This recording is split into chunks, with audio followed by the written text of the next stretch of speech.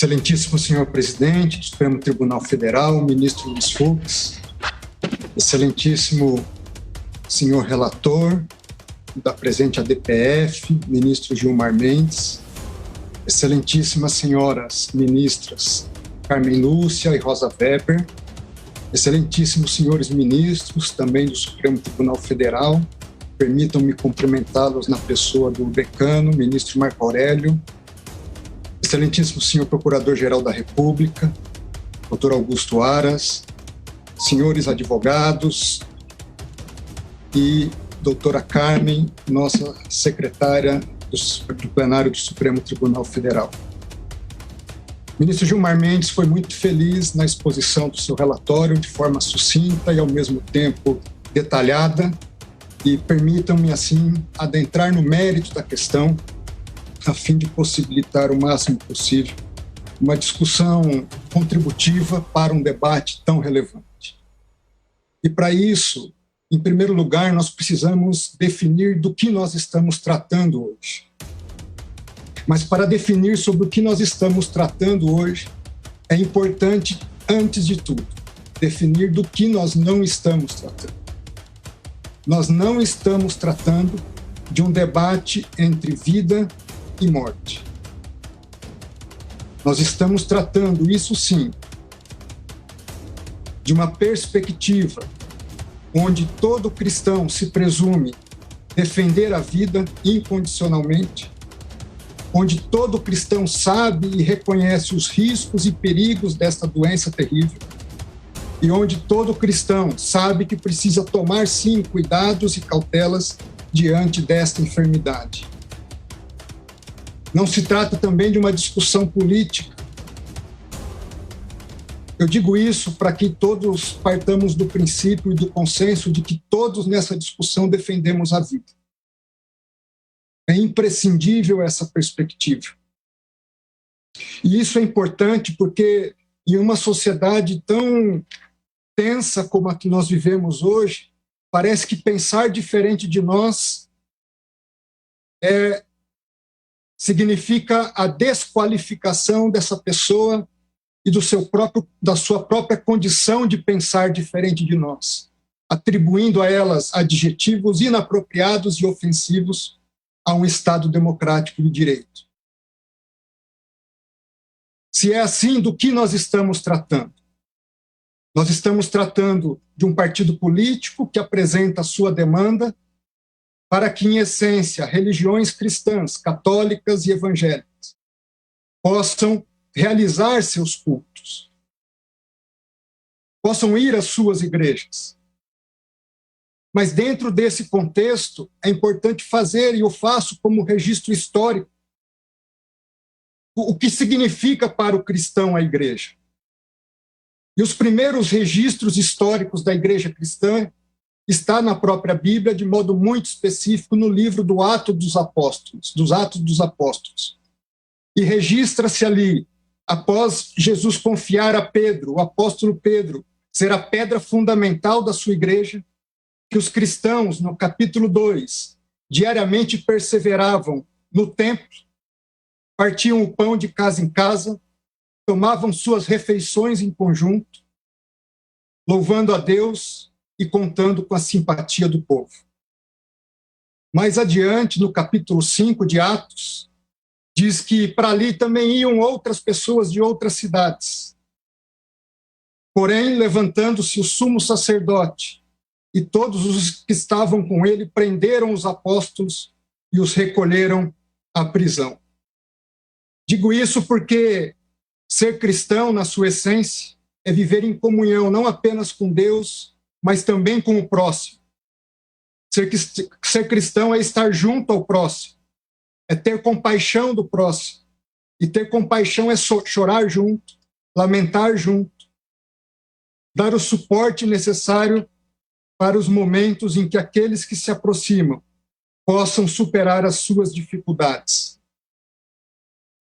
Dentro desse contexto, a comunidade cristã, ela nasce, cresce e até os dias de hoje existe, não apenas para um ato de adoração a Deus, mas para um compartilhar comunitário de vidas, de experiências, de alegrias, de tristezas, de sentimentos, de dores, de esperança e de amor. À luz do cristianismo, sem compaixão, não há culto a Deus. Sem vida em comunidade, não há cristianismo. Do contrário, nós estaríamos tratando da mera expectativa de uma reunião de pessoas para se ajuntar em determinado momento do seu dia e das suas vidas. Tanto não é isso que Jesus Cristo, conforme relata São Mateus, disse: por onde estiverem 2 ou 3 reunidos em meu nome, ali eu estarei no meio deles. Se é assim, de modo mais prático, do que é que nós estamos tratando? Nós estamos tratando da seguinte discussão: se em momentos de calamidades públicas o que prevalece é a Constituição ou valem outras regras? Se nós podemos suprimir direitos fundamentais sem o respeito às normas previamente estabelecidas pelo poder constituinte? Se nós podemos fazê-lo independente da decretação de medidas excepcionalíssimas como estados de defesa e de sítio? E aqui registro, não os defendo, não é o caso de medidas como essa. A verdade é que sabemos sim que o Supremo Tribunal Federal delegou aos estados o poder de estabelecer medidas restritivas às atividades da comunidade. Mas até que ponto essa delegação foi um cheque em branco? O governador e o prefeito pode fazer qualquer medida sem sequer passar pelo poder legislativo local? Não existe controle? Não se tem que respeitar proporcionalidade? Não se impedem medidas autoritárias e arbitrárias? Se autoriza a rasgar a Constituição? Se autoriza a prender um vendedor de água ambulante e espancá-lo no meio da rua? Enquanto em grandes supermercados isso é feito legitimamente? Por que o pobre não pode vender bens de primeira necessidade? Por que uma pessoa não pode praticar o esporte na sua praia e seguir para a sua casa, onde pessoas, mulheres e jovens estão sendo presas? Até que ponto? Até quando? Até quando medidas abusivas? Até quando polícias, guardas municipais agredindo cidadãos e trabalhadores, sacando suas armas simplesmente porque estão trabalhando? Isso que foi autorizado? Eu tenho certeza que não foi isso. Eu tenho certeza que há limites e que o Supremo Tribunal Federal não deu um cheque em branco a governadores e a prefeitos. Dentro desse contexto, permitam-me fazer um parêntese: não só agressões a trabalhadores, medidas de toque de recolher. Medida de toque de recolher é incompatível com o Estado democrático de direito. Medida de toque de recolher não é medida de prevenção à doença, é medida de repressão própria a estados autoritários.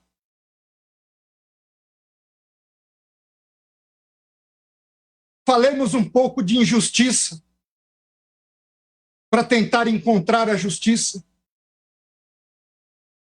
Tanto é injusto fechar-se templos e atividades religiosas, que a Suprema Corte dos Estados Unidos, em 2 precedentes, disse isso ser inconstitucional. Um deles citado brilhantemente pelo ministro Gilmar Mendes. E o segundo que trata de medidas adotadas pelo Estado da Califórnia, onde disse a Suprema Corte dos Estados Unidos, em um dos seus votos: há 4 razões alegadas pelo Estado para proibir os atos religiosos. Em primeiro lugar, a alta interação entre pessoas. Segundo, proximidade física. Terceiro, permanência em períodos longos no mesmo local.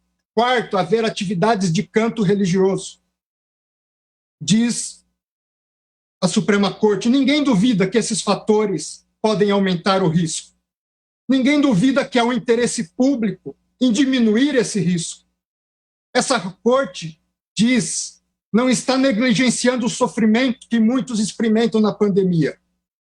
Porém, o Estado da Califórnia se equivocou na medida em que sugere que esses 4 fatores estão sempre presentes na atividade religiosa ou sempre ausentes em outras atividades seculares que a sua regulação permite. O Estado da Califórnia não buscou explicar por que não poderia enfrentar essas preocupações legítimas com regras mais brandas do que o banimento completo dos cultos. Em segundo lugar, vamos comparar situações fáticas similares. Como estão nossos ônibus, nossos trens, nosso transporte aéreo? Nossas secretárias do lar continuam passando 1h30, 2 horas, em ônibus, trens e metrôs superlotados para estarem nos servindo em nossos lares. Hoje nós vamos pegar um avião, tomamos cautela ao entrar no aeroporto, na fila do saguão do aeroporto, mantemos distanciamento e sentamos como uma lata de sardinha, um colado no outro, dentro dos aviões. Foram impedidas reuniões presenciais de trabalho? Os governadores fecharam os sindicatos para suas reuniões, fecharam as associações, fecharam-se partidos políticos. Por que somente as igrejas? Por que essa discriminação? As igrejas, segundo a OMS, o Brasil é o campeão mundial em transtornos de ansiedade. Segundo lugar no mundo em transtornos depressivos que podem levar ao suicídio. E diante de uma situação como essa, artigo publicado no Jornal da Associação Americana de Medicina Psiquiátrica diz que suicídio e coronavírus fazem a tempestade perfeita. E diz um dos trechos do artigo, a frequência semanal a serviços religiosos foi associada a uma taxa de suicídio 5 vezes menor em comparação com aqueles que não frequentam atividades religiosas semanais. No Japão, aumento de 70% no número de suicídios de mulheres em outubro de 2020. Só que, diferentemente de Japão e Estados Unidos, o pobre brasileiro não pode pagar psicólogo. Muitas das vezes é o padre, é o pastor, que está em locais onde o Estado sequer se faz presente. O primeiro a ouvir seus dilemas, suas dificuldades, as agressões que sofrem no lar, a falta de pão, a falta de amizade e de contato com as pessoas. Artigo publicado por Cássia Coelho diz que as atividades religiosas são essenciais no enfrentamento do coronavírus. Ela diz, elas trazem sentido de esperança, reflexão sobre o processamento da testagem positiva, ajuda de várias dimensões no cuidado à saúde, fortalece a humanidade das pessoas. Senhores ministros, senhoras ministras, a Constituição brasileira não compactua com o fechamento absoluto e a proibição das atividades religiosas. Não compactua com a discriminação das manifestações públicas de fé. Tanto é assim que remédios excepcionalíssimos da própria Constituição não admitem sequer esse tipo de medidas que estão sendo adotadas regionalmente. Não há cristianismo, e aqui eu concluo, sem vida comunitária. Não há cristianismo sem a casa de Deus. Não há cristianismo sem o dia do Senhor.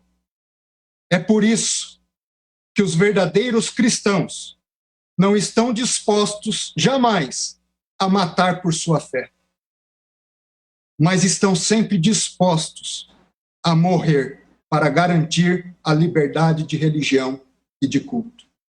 Que Deus nos abençoe, tenha piedade de nós, e eu começo por mim. Muito obrigado.